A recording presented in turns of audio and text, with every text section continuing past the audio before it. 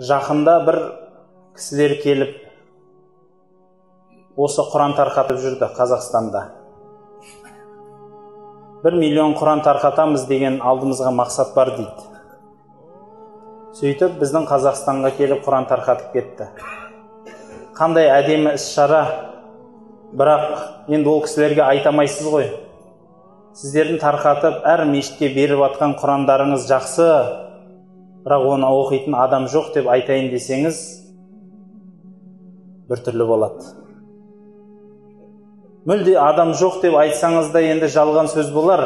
Әйтсе де халайық сол мешіттегі Құрандарды алып оқып атқан адамдарменен оқымайтын адамдарды салыстырсаңыз, теңізге тамған тамшы сияқты болады. Біз, бауырлар, мұсылманбыз дейміз.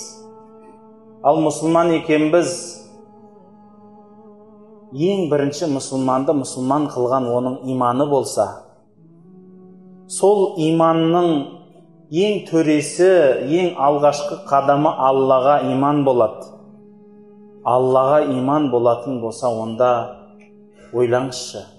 Алла тағала сізбенен бізге өзінің сөздерін жіберсе, оның ұлылығын, қадірін сізбенен біз түсінбей, шаң басқан сөрлерге тастап қойсақ, бұл қандай иман болғаны?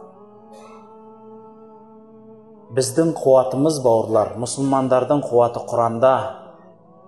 Егер біз Құраннан